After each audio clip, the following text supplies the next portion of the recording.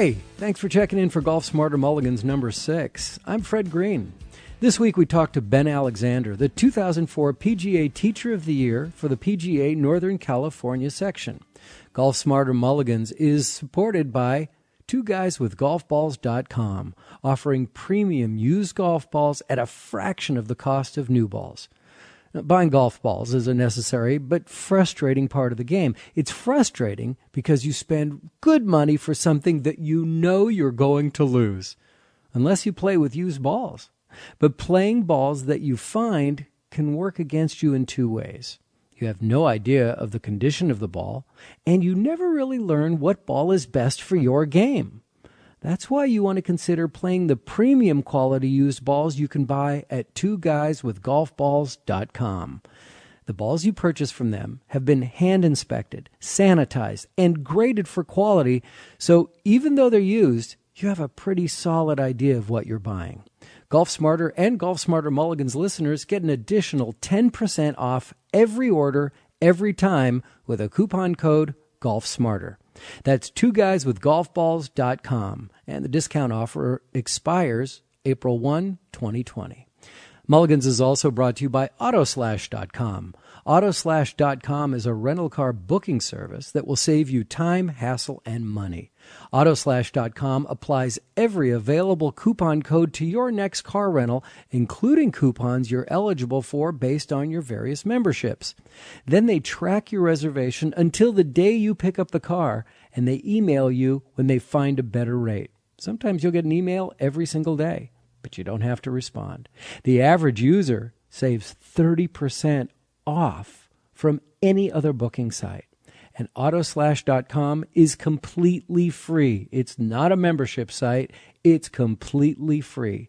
So bookmark it now on your browser and use it for your next car rental so that you can get the best rate possible from the completely free Autoslash.com. Now, to start our face-to-face interview with Ben, I caught him a little off guard because my initial interest was in his jewelry, not golf instruction. I'm sorry? Show everyone your ring. Oh, the ring, the Teacher of the Year ring. Yeah, it is pretty. It's got a nice purple stone in it, and it's a diamond, and it says PGA Teacher of the Year, and very excited to have it. It's a real treasure. That's quite an honor. How do you get to be PGA Teacher of the Year? Well, we have sections of the PGA all around the country, and the Northern Cal PGA section governs Northern California, San Luis Obispo up to Oregon to Lake Tahoe area. We have about 1,100 PGA professionals in our region, and once a year, about 6 or 8 of us are nominated. And when we're nominated, then we're sent a form of very pertinent questions. We have an awards committee that are fellow PGA professionals. And they evaluate you against other teachers that have been nominated. And there's a lot of questions that you fill out that they ask you on the forms, about 3 pages worth. Things like how many lessons do you give? What is your style of teaching? Have you written national articles? What is your junior golf program? Things about how long you've been teaching and what have you done different than the other person, and that's what they're looking for. And what is your support system with teaching? And I have a great coaching system. I have people email me after every lesson. So to see, like if I was working with you, Fred, I'd say, well, Fred, this is what we worked on today, and email me tonight when you get home, and I'll look at the email, I'll send it back to you, and after I read your email, I'll kind of critique it. I'll say, Fred, this looks great, or this is nothing at all what we talked about. I didn't know that I was going to take a golf lesson and have the test afterwards. What do you ask them to email you about? Well, you only work with 1, maybe 2 points. So if we changed your grip today because you were slicing, I would have you email me and just like you're talking to me and say, Ben, this is what we worked on. You adjusted my grip so I could see 3 knuckles in the back of my left hand where I could only see maybe 1 knuckle before. So you adjusted my hands to where I could see 3 knuckles in the back of the left hand. And now I can start drawing the ball a little bit better. The way we've taught as teaching professionals over the years, Fred, is that we have said, well, Fred, here's your lesson. Here's what we're doing today. I'll see you in a couple of weeks, and call me when you're ready for the next lesson. A lot of golfers will try and remember their lesson in their head. And then you get into the driving range lesson, then you get into the short game, and then you start working with chipping and putting and pitching. And all of a sudden, the old TMI, too much information, starts getting on overload, where the instructors maybe only giving them a few simple things to work on, but the student on their own can't repeat it back to you what they're trying to cover. And they're willing to pay you money but they can't really repeat what your lessons are sometimes. So I came up with coaching, which a lot of pros have, to where you have to have a backup system, and that's where the emails come in, because most people have a computer. And this is what we did with the grip today. This is what I was doing. This is what we did today. I'll email it back to you. I said, Fred, this looks great. Print it out, and now you've got a copy of our first lesson. But if you print out each lesson, sand trap and chipping and putting and woods and irons, and it kind of works with that. And it reinforces everything. Reinforces everything, and that's where I think we as professionals had to step up to the plate more, to where we could reinforce more with our students per the free 15-minute tune-ups. And I'm giving away a lot of free time where I could be booking it for cash. But I think my main concern is to make sure the golfer gets my best, and also they learn and are able to learn from what they've taken away from the lesson. Communication for you is more than just being out on the golf course and giving a lesson and showing a person where to put their hands. It's ongoing communication with your students. It is. You develop a relationship with your students because they trust you. They put a lot of trust in you because they care a lot about their golf. And the best players to teach, of course, are beginners, because they don't come in with any baggage or bad habits. The hardest lessons to teach are the persons that's been playing for a year or more, because he or she has some bad habits that they've brought into the lesson, and now it's your job to figure out, A, how they learn. Are they a visual learner? Are they a verbal learner? Do they learn strictly through kinesiology of movement? Most people, are movement, kinesiology, and also visual. You can only yak at somebody so much. I always related to how you ride a bicycle. You can tell a person for 3 days how to ride that bike, but he or she's not going to know until they get on it and feel the seat and feel the pedals moving and the balance you're going to get and all that. So the communication, that's why we as teachers and professionals, PGA professionals, we're always going to continuing education seminars that we go to. I was at one in February with Jim Flick. The Northern Cal PGA, we have a teaching conference for 2 days every year in Sacramento at the Capitol Hyatt. And I'm on the committee with my good friend Laird Small over here at the Pebble Beach Golf Academy, and Ken Morton from Hagen Oaks, some other great professionals. And we're the ones that put the whole thing together. And every year we get a famous teacher coming in. This year we had Jim Flick. Last year we had Jim McLean. The year before that we had Dave Pelz. We had Butch Harmon. We had Hank Haney. And these guys are there with us all day long, and we can tap them for all the information we want. They lecture to us. We talk to them. We have lunch with them. And we go to these seminars to be able to learn how to teach simpler and to teach better. And the communication is what we're always trying to do better. And it's amazing to me that I can tell a person something, and then 3 minutes later they'll do something completely opposite, because that's where I have to keep the coaching going. If I mention to have the person keep their weight on their left foot when they're chipping, and all of a sudden they make 3 or 4 chip shots and the weight's on the right foot, I'll say, remember a few minutes ago we talked about the weight on the left foot?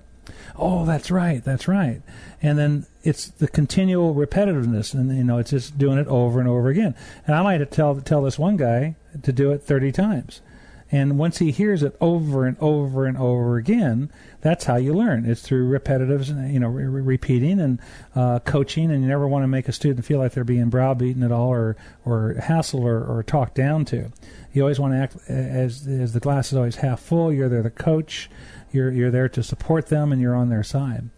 I think what separates the great teachers from the average teachers, if you will, is the coaching programs they have, the fact that we as teachers always keep learning. My teacher, who was John Geertsen, who was a very famous teacher in this area, always taught me as a teacher, you never stop learning. And I've always had that hunger to keep learning, to do it better and to do it simpler. I'll tell you, I would love to show up in Sacramento with my tape recorder, because I know this audience, if I can get a hold of a bunch of teachers to interview and get more tips and more ways of improving the game through the mental part of the game, instead of just let's talk. I don't want to talk about mechanics. I don't want to talk about technique. I want to talk about the mental part of the game. I think that we'd get a lot of great tips.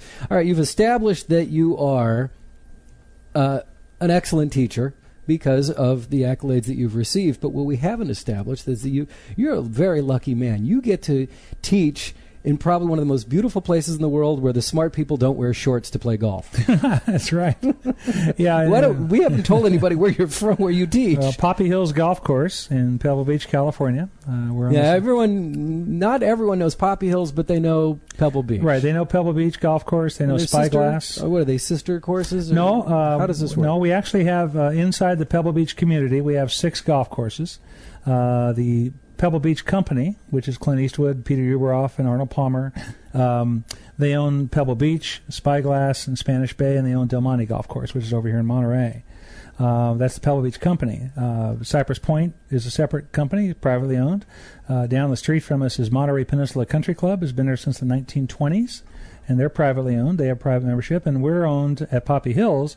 We are owned and operated by the Northern California Golf Association.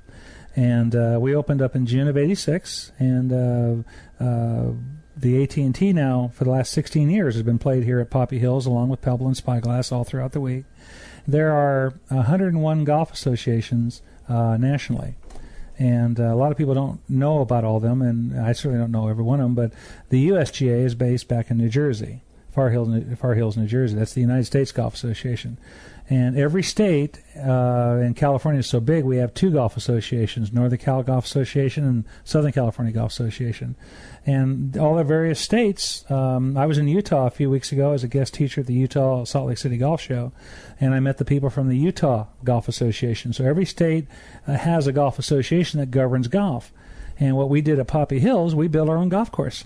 And out of the 101 amateur golf associations in America that are under the umbrella of the USGA, our facility gathered monies together, and we opened up our own golf course in 1986. And I started here shortly after that. And so your official title is? PGA teaching professional at Poppy Hills Golf Course. And we have what's called NCGA members, men and women like yourself who play here. They have an NCGA card, and they get to play the golf course for, I think it's around $50-some Monday through Thursday and $60-some on the weekends, whereas the actual green fee to play Poppy Hills is about $150. And so we have the general public playing here from all over the world, plus NCGA. And the NCGA people you can come here and play for $50 or $60, and you can bring up to 3 guests with you at a major discounted rate, along with Joe and Sally and Charlie and everybody else that plays here from all over the country, and they pay the regular green fee to play here. Can you help us figure out how to find a good golf instructor? Yeah, that's a challenge sometimes, because who does a PGA professional go to for lessons? Well, I would contact one of my colleagues in this area, and I've actually called my friend Laird Small, who's with the Pebble Beach Golf Academy, and he gave me a lesson quite a while back. Who do we go to? I mean, and it's something you have to go to somebody that you know about and respect, and you know their credentials. For the average player, what the average player does, and I think they make the mistake in doing this, is that they will go and take a lesson from somebody before they know very much about that teacher's background. And golf professionals in the PGA, and also apprentice golf professionals with the PGA, who are PGA apprentices, we are all at different levels in our careers of golf. We have to serve an apprenticeship that's anywhere from 5 to 7 years, hopefully gaining your PGA membership after you go through school. And a lot of assistant pros teach. I was an assistant pro and taught when I was an apprentice years ago. There's a few of us that are full-time teachers, and there's a lot of head pros that teach. So I recommend to the average player, wherever you live around the country and around the world, to find your local golf course, and normally they have a head professional there and 2 or 3 pros on staff, and find out, who teaches. Sit down and over a glass of water, a cup of coffee, and talk to them for a while. See if you get on with them well. What should you be asking, though? What are we looking for? How many years have you been teaching? How many lessons do you give a week? And what kind of numbers should I be looking for in the lessons a week? Well, in my opinion, I'm asking your opinion. In my opinion, when you're in the golf shop and you're working behind the counter for 40 or 50 hours a week, you're not going to have a lot of time to teach. Now, you might teach maybe 3 or 4 or 5, 6 lessons a week, maybe. I give 110 lessons a month on an average. There's some pros that teach less than that, some that teach more. But what I would ask is how many lessons do you teach? I would like to find out a teacher that teaches full-time, or if the pro is a head pro or an assistant pro, teaching is a big part of their job. So they're working in the golf shop along with teaching on the lesson tee. There are some assistant pros out there and head professionals that really don't teach very much at all. They're pretty much wrapped up in the pro shop operations. So that's what you'd ask them. Is how many lessons do you give a month? What is your focus? Is it on teaching 50%, golf shop 50%? Or I want to have somebody teaching me that does it a lot. And that's what eventually the assistant pros are going to do once they become head pros, because there are a lot of head pros that have the ability to leave the golf shop maybe for 2 or 3 lessons a day, and they can maybe get 15, 20 in a week. And so the head pro is teaching usually a lot more than the assistant pro is, because the assistant pro is kind of behind the register. They're answering the telephone, they're taking reservations and all that. So I'd like to find out how much they teach. And if they're teaching probably 15, 20 lessons a week, I'd feel pretty good with that. If they're teaching maybe 1 a week or 3 or 4 a month, I would personally look for somebody that teaches more. And what about individual lessons versus groups? Working in a group or learning in a group? Yeah. I prefer the private lessons, although I've done it all. I've done the golf school, the Golf Clinic Golf School, which is a school in Pebble Beach where we had people here for 5 days, 3 days, 4 days, a full day, staying at the hotels. I've also done the private lessons, one-on-one, which are 45-minute lessons. I've also done the groups where you do 5 or 6 weeks, well, pretty much 5 weeks, $99 for 5 one-hour lessons. I don't do classes very much anymore because they require a lot of organization, and quite honestly, they take a lot of time. And the private lessons, I get a lot more accomplished. So if I work with a student, I like to work one-on-one. Now, the general public, who are beginners, we find that the general public goes to beginner golf classes because there's safety in numbers. They figure if there's 10 or 12 people there, they're not going to get embarrassed if there's a lot of people there, where they are so worried about getting embarrassed if they're just one-on-one. And there's no problem with being embarrassed because they're new. And we expect them to do that because they're going to hit lousy shots because they're there to learn. But the reality is most people will start off, men and women will start off going to a class first, test the water to see if they like the game. And there's nothing wrong with that at all. And after they do 5 or 6 classes, they kind of get the basics given to them, how to hold the club, how to swing, how to putt, how to chip. But to really get better, you have to go, my opinion, you have to go to private lessons because you have 100% of my time as compared to a golf class where you have one instructor for 10 or 12 people. Because if you got an hour golf class for 10 or 12 people, you got 1 or 2 instructors. They're bouncing from Fred to Sally to John to Mary, and they're going back to you. So reality is you get maybe 7 or 8 minutes of private instruction. But I think you get a lot more accomplished one-on-one because we can do video with you. We can send my video system here is just great. We have a memory stick, a little USB flash drive you put in there, and you can take your lesson home with you that you can watch on the computer. And you can't do that with a golf class. And plus, a lot of people don't have golf clubs. So golf classes are great for beginners to kind of test the water, see if they like the game. But the next step is to do the private lessons. And I prefer if people come in for private lessons right off the get-go because I'll provide clubs for them. And then, but some people like the social atmosphere too. So people are offered all that, golf classes or. And I've done ladies-only classes. I've actually found the ladies-only classes fill up a lot better than the co-ed classes. Because you'll get like 9 or 10 ladies there because they enjoy the getting together.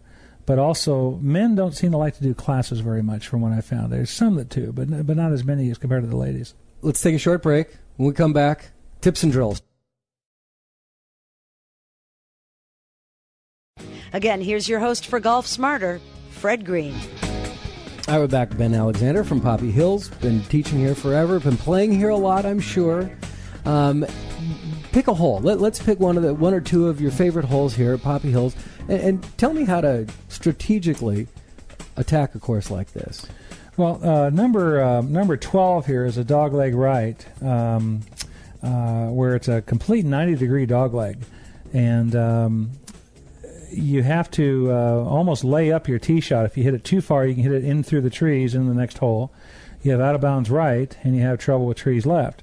So a good play is to only hit the shot about 190 yards because a lot of people pull out their driver not knowing that it's it's a long par 5. I would think that a lot of people play here have never played here. Well, a lot of them haven't, right, exactly. And it's Robert Trent Jones. How do you know?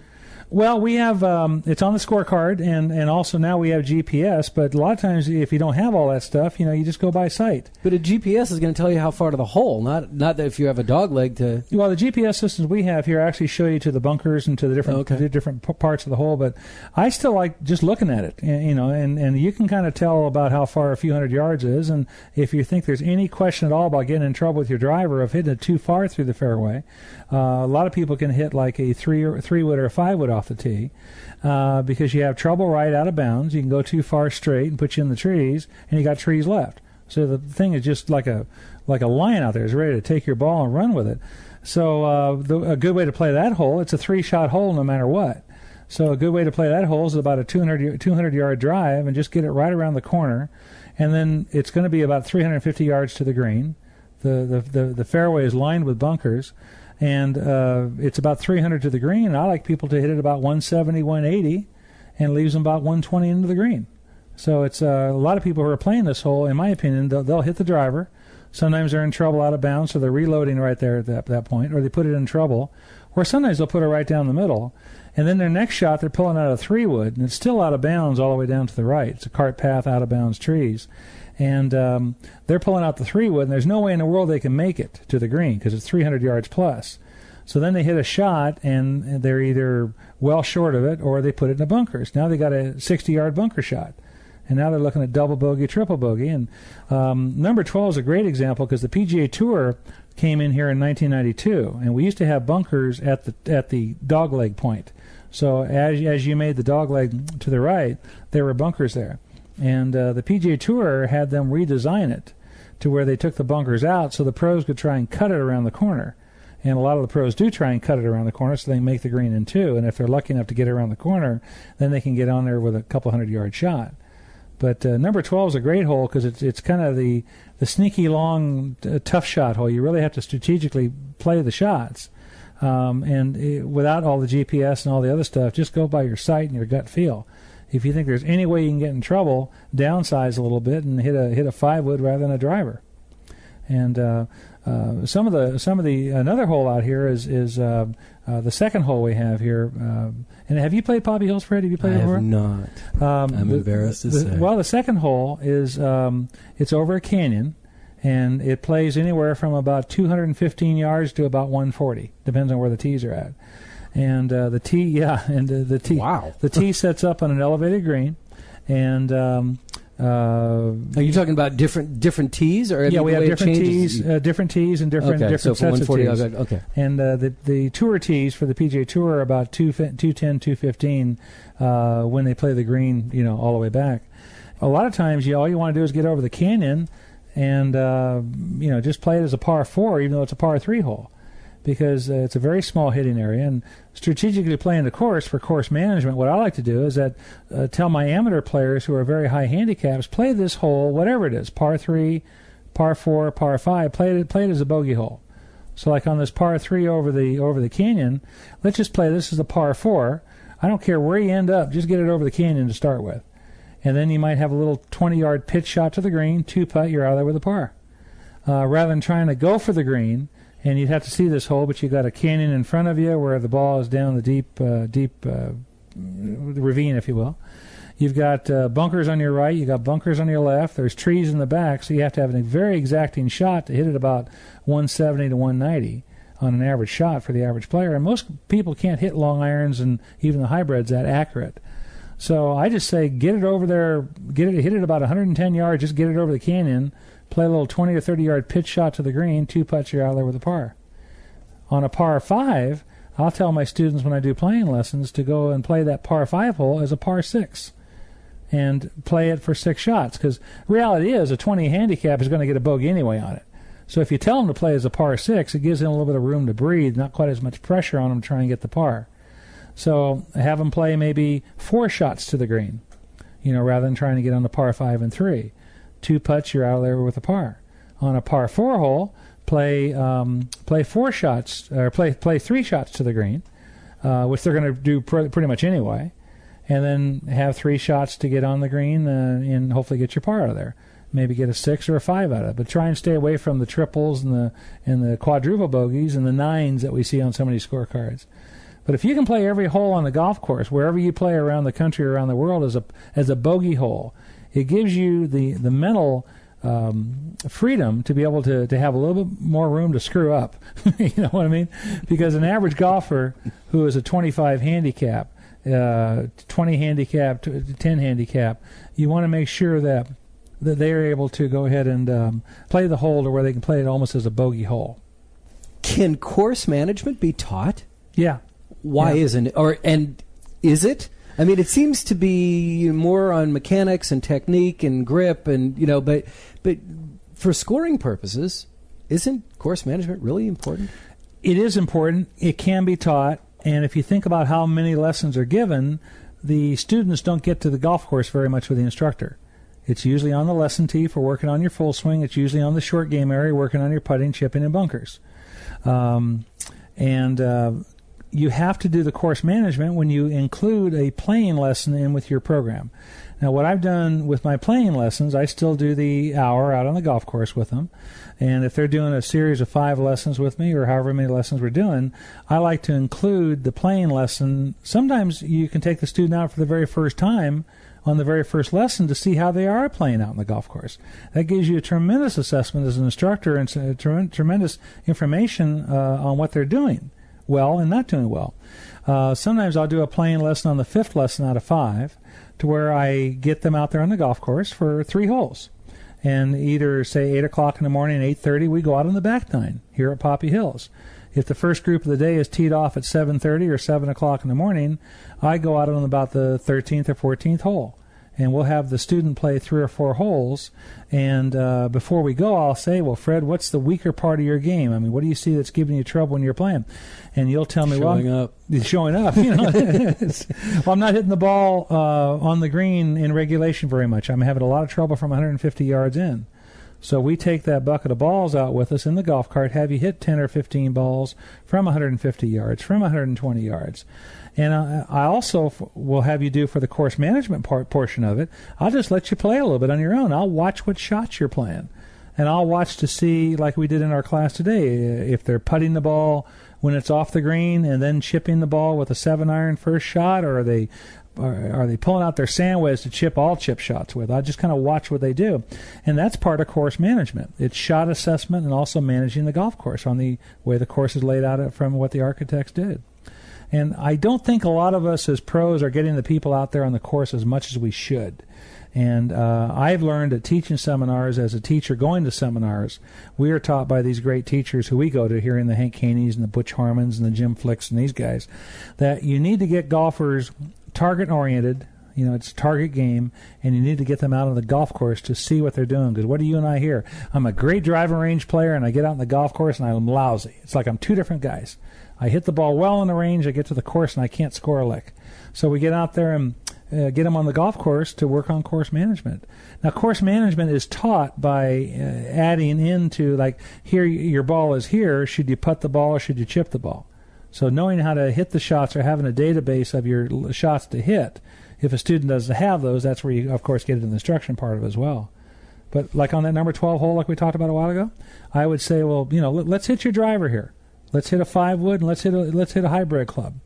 And then let's play all 3 shots to the green, and you tell me after we played the hole what was the easiest of you to play out of all these 3 shots. And that's helping them assess the course management and the strategic part of playing the golf course. And they, by doing, gee, I hit that driver pretty good, but it was a lot safer shot with that 5-wood. You see, and that's part of that. That's the whole point. Yeah. Just to keep everybody's ego in check here, and I think that there's too much ego involved in golf as it is. What is an average golfer? You talked about this earlier this afternoon at the clinic that you were doing for Saga, but what is an average golfer? As far as handicap? Or, yeah. Well, the average golfer shoots into the high 90s and the low 100s. And that's probably a 25 handicap or above. You know, it's I still call them handicaps. I know they're called indexes now, but the average golfer shoots probably 90, 95 into 105 range. You had a statistic today about people breaking 100. Yeah, I forgot who did the study, but they did a study a while back, and over the last 20 years, the average golfer out of 35 million golfers that we now have in America that play golf, and over the last 20 years, the average golfer still shoots in the 100 range. And they got these statistics through all the various golf associations from around the country. And all they had to do was call the Northern Cal Golf Association or the Utah Golf Association, and they can find out what is the average score that is turned into your golf association over the period of a year or a period of 20 years. They keep all that data. Man. And the average score was into the 95s to the 105s, and through that range. And the question came out over this study, well, then with all the lessons, with all the teachers, with all the technology, with all the Golf Channel stuff, why don't people get better? And it was an interesting thing, kind of a... Was there an answer? Well, the actual answer came out once you started digging into finding out what the practice habits of people were, how much time they put into practice, and how much time they put into lessons. Then it came down to the lessons, what type of lessons were they getting. And so a lot of golfers practice very poorly. And a lot of golfers will just practice on the day they're going to play. And they'll just do a few putts and a few chips and a few range shots, and that's their practice. That's only a warm-up, but they're considering it practice. So once it actually kind of got broken down, they found out that people's practice habits were not very good. And obviously life gets in the way. Family, kids, jobs. Golf is time-consuming. It is. And, just to play it. And then you want to practice too? No, I want to go out and play golf. I don't want to play. And I got to tell you, Fred, I believe it's the Indian, not the arrow. I think clubs can only help you so much. And I also believe that you can go to the practice range and practice 7 days a week and hit 10 of those great big teaching baskets that we have out there, and maybe get worse. So practice habits, people have to practice well, because perfect practice doesn't make perfect. But you're out there trying to do the best you can. And I recommend to people, that's what I do in my teaching program. I try and get you to do the 50-50 rule. And this relates to the people shooting in the 100 range, because a lot of people weren't getting better, partially because they didn't have the time, because of job commitments and where they live and family and all that. But the people that did have the time to practice, I like the 50-50 to have you take 2 or 3 clubs, like a pitching wedge 7, 8, 9 iron to the range, and just hit those clubs on the range for 20 or 30 minutes, then go over and practice in the bunker for 20 or 30 minutes. Next time you go to the driving range, take your pitching wedge to warm up, and then hit your 5, 6, 7, and hybrid clubs, maybe 4 or 5 clubs. Practice on the chipping. And then what we're getting at is 50-50. Practice the short game at least equal to the long game. Well, where's the scoring done? Short game, and from 40, 50 yards in. And so then, same thing, you go practice hitting the woods after you warmed up with a wedge, and then work on the pitch shots and the bunker shots. I would prefer you practicing short game 2 to 1. And a lot of facilities, quite honestly, around the country don't have good practice facilities. You've been around, in Poppy Hills. We're blessed here. I was not raised on fancy courses like these. I was raised in Southern California on the average municipal course. And they had a little bit of grass on the tees on the range, and we were happy for that, and maybe a putting green. But now a lot of golf architects, are building practice facilities that really have good practice facilities at golf courses. At the lecture that he was talking about this morning, and Bob, the gentleman that was talking about how much land do you have to work with to build your golf course? How much money do you have to build your facility? I think every facility should have a bunker, a chipping green, and a pitching area. But a lot of golf courses don't even have chipping greens. They just have a putting green where they won't let you chip on. And they have a range, and they don't have a bunker. So how's the man or woman going to practice their short game if they don't have a bunker at the golf facility? They don't have a golf chipping green. And that's one reason why a lot of golfers don't get better and haven't gotten better, because a lot of the facilities they have to access don't have the accessibility for what they need to use. And that's all part of the scenario. Share with us, if you can, your favorite short game drill. Oh, gosh. Well, I like to kind of add the putting. Now we're in the classroom. I kind of like we did in the clinic today. Putting's 50% of your strokes on your scorecard if you do it well. If you 2-putt every green, that's 36 putts, and 36 is 50% of 72. So there's your 50% right there. So I like to do the putting where I like to take 2 golf balls on the putting green and take 2 golf balls and put it about 4 feet away from the cup. So you got these 2 golf balls 4 feet away. And don't leave that spot till you put those 2 balls in. And after you put those 2 balls in a few minutes, move back to 8 feet. Don't move from that spot until you put those 2 balls in. And then your last point is 12 feet. So now you've gone from 4 feet to 8 feet to 12 feet. And as you start moving back farther, obviously the putts become harder. And normally most people get the 4-footers in within a few minutes, and a little bit harder for the 8-foot. But what it does, that really helps you grind in almost like a tournament atmosphere. I'm not leaving this spot till I get those balls in. And I think that's good. The good one for the putting. I like to do the chipping on a fairly flat surface to kind of get a feel of the chipping stroke, like we did during the clinic. Take an iron and lay the iron down next to your golf ball and point the grip at the intended target where you're trying to go, and just use that shaft of the iron to help you develop your pendulum stroke with your 7-iron or your pitching wedge or your sand wedge, whatever club you're using to chip with. But work with that iron on the ground to make sure that you can keep that pendulum motion. So you got the putting where you're working on the 4, 8, and 12-foot drill, and then you got your chipping where you lay a club on the ground. You can really develop that pendulum stroke to keep the club square to square. Thank you. You're welcome. That's awesome. All right, last one. Okay. As a golfer, the best advice you've ever received? Get into a stretching program, because I'm 55 now, and I've lost a lot of weight with the Jenny Craig program and stayed with the program pretty well, but I've been stretching now for about 10 years. Because aside from the golf part of it, when we were 16, 17 years old in school, 30, 40 years ago, whatever that was, they always had us do stretching and limbering up and loosening up exercises before we attempted to do the sport that we were going out for. Now that we're 30, 40, 50 in that range, whatever the ages are, we need stretching 10 times more than we ever did. So use a heating pad at home in the morning for about 5-10 minutes, loosen your back up, get on the carpet for maybe 5 minutes, do some stretching, which is any physical therapist can give you to help stretch your muscles out, your arms, your shoulders, your legs. Because if you don't stretch for 5 to 10 minutes every morning before you go out for your day, not stretching on the day you're going to play golf. That's like being on a diet 1 day a week. But stretch, 10, 15 minutes in the morning after you've used a heating pad, and then keep your flexibility available to you to where you're not prone to injury. Because if you don't stretch and you're attempting to play this crazy game of golf, you're opening yourself up for injury. And you start getting injuries, you can't play golf as well. You're not going to have as much fun.